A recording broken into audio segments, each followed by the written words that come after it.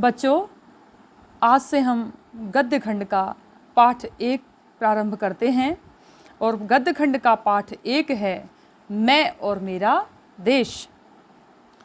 मैं और मेरा देश, इसके जो लेखक हैं वो हैं कन्हैया लाल मिश्र प्रभाकर। इस पाठ से ज़्यादातर गद्यांश आते हैं और प्रश्नोत्तर पूछे जाते हैं। तो पहले हम यहाँ कन्हैया लाल मिश्र प्रभाकर का जीवन परिचय भी कभी कभी पूछा जाता है, अतः सबसे पहले हम इनके लेखक का जीवन परिचय समझेंगे थोड़ा सा, और इसके बाद फिर हम पाठ का सार समझकर फिर गद्यांशों के अर्थ समझेंगे। तो कन्हैया लाल मिश्र प्रभाकर के जीवन परिचय के विषय में मैं बता दूं कि इनका जन्म 1906 ईस्वी में सहारनपुर जिले के देवबंद ग्राम में हुआ था। पत्रकारिता के क्षेत्र में आपने ज्ञानोदय, नया जीवन और विकास नामक पत्रों का संपादन कार्य किया है। आपका निधन सन 1995 में हुआ। रचनाएं पूछी जाती हैं तो 2 रचनाएं विशेष रूप से आती हैं।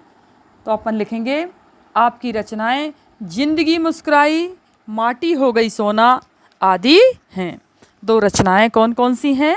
जिंदगी मुस्कुराई और माटी हो गई सोना आदि आपकी प्रमुख रचनाएं हैं। इसके बाद जो लेखक रहते हैं उनकी भाषा और शैली लिखी जाती है, और काव्य खंड में जो कवि रहते हैं उनका भाव पक्ष और कला पक्ष लिखा जाता है। तो ये चूँकि गद्य खंड है तो हम इनकी भाषा लिखेंगे। भाषा के अंतर्गत हम लिखेंगे कि प्रभाकर जी ने संस्कृत निष्ठ खड़ी बोली हिंदी का प्रयोग किया है। तत्सम शब्दों का भी आपने प्रयोग किया है।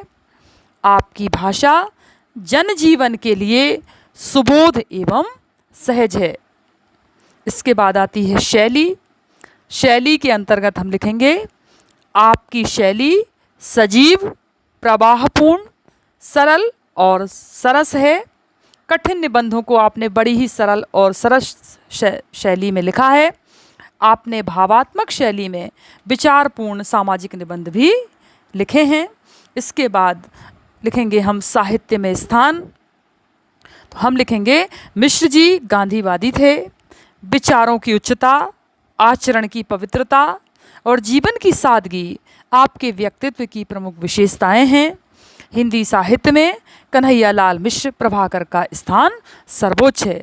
इस तरह थोड़ा सा जीवन परिचय हमने इनका जाना, और अब हम थोड़ा सा इस निबंध के बारे में जानेंगे जो आपने लिखा है मैं और मेरा देश। पाठ का नाम है मैं और मेरा देश। मैं और मेरा देश, जैसा कि नाम से ही स्पष्ट है कि कन्हैया लाल मिश्र प्रभाकर ने ये बताया है कि मैं से ही मेरा देश बनता है।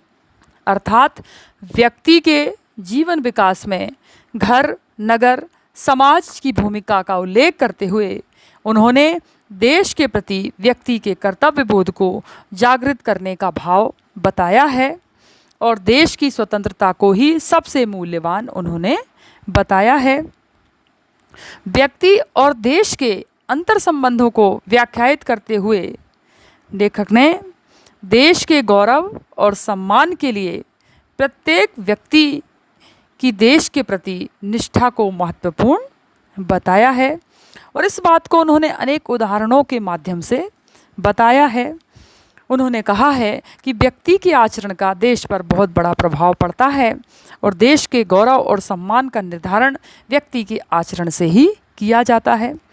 यदि व्यक्ति का जो चिंतन है वो देश के हित में होगा तो देश की जरूर तरक्की होगी, देश की प्रतिष्ठा में वृद्धि होती है, और अगर केवल व्यक्तिपरक होगा तो देश की प्रतिष्ठा पर का इस पर प्रभाव पड़ता है।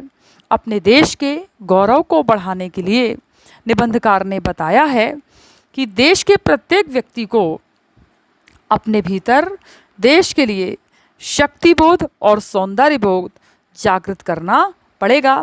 शक्तिबोध से तात्पर्य है कि अगर व्यक्ति कमज़ोर पड़ता है तो देश कमज़ोर हो जाता है, इसलिए अपने आप को शक्तिशाली बनाने का प्रयत्न करना चाहिए। और सौंदर्यबोध से तात्पर्य है कि व्यक्ति को अपने पर्यावरण को स्वच्छ रखना चाहिए, क्योंकि वह ही देश के सौंदर्य को बढ़ाता है। देश के लिए व्यक्ति की जो जिम्मेदारियां बनती हैं उसे पूरा करके ही देश को समुन्नत और सुंदर बनाया जा सकता है। यही इस पाठ का पूरा सारांश है। अब इसमें से गद्यांश आते हैं जो मैं आपको अगले वीडियो में बताऊंगी।